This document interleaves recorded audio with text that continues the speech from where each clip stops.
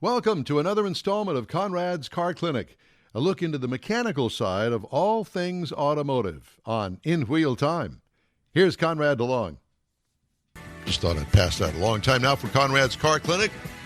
He has brought out his kitchen apron and put it on, and he's going to tell you about some housekeeping. Well, you know, when it comes to cars.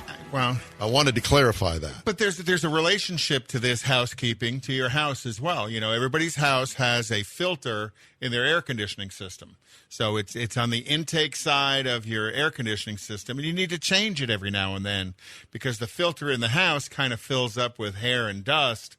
You have a cabin air filter, not in all cars, but most cars have a cabin air filter in it. And you need to replace that on a regular basis. I'm going to tell you need to replace it probably twice a year.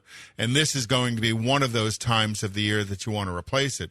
Because we're kind of here in Houston, for those listeners that are out there outside of Houston, you might want to wait a little bit. But here in Houston, we're kind of coming out of the winter season. Your cabin air filter collects all the dust and debris and pollen that has happened all summer and all winter, and it's time to take that out, put a fresh one in preparation for the yellow dusting we're about to get, which usually happens in March, and that yellow dusting is the pine pollen that falls for about 3 weeks, and just everything. You wake up in the morning and your car is yellow. Well, your car is sucking that in all day long while you're driving, and the filter is what's trying to collect it. If you don't replace your cabin filter on a regular basis, the filter clogs up, and then the airflow coming out your vents falls off. So, you know, we just want to remind everybody it's just time to replace your cabin air filters because of all that dust, pollen, and dirt that's falling in the vehicle. And then when you compound it, as all of that live matter is inside the system, and then you get it wet because of the humidity, it kind of grows mold and mildew, and then all of a sudden, you know, and most of you out there have experienced this, when you go start your car in the morning and your car smells like dirty feet. That's that mold, mildew that's... Well, you clicked your mic, Don. I'm sure you're going to come. Have you been smelling dirty feet lately? You want to smell mine? No, I do not. And that's like where I was going to go with this, because how do you know what dirty feet smell like? I don't want to be around that. I've taken my shoes off after a good hot day and got a strong little whiff. Okay, never mind. But again, you know, never mind. As all of that live material gets wet inside your cabin air filter and inside your AC evaporator system, you know, you have to do something to manage it. So changing the filter regularly will manage it for you. I would also suggest when the filter's out, get a good antibacterial fungicide and spray inside that cavity to kind of kill some of that mold and mildew that's growing in there. There are real good products out there that you can do that with. Well, Lysol would be a spray can of Lysol. Lysol would work, but it's the aroma you get afterwards. You're going to have to deal with that for a little while. Lysol doesn't... Like many other things. Well, that's okay.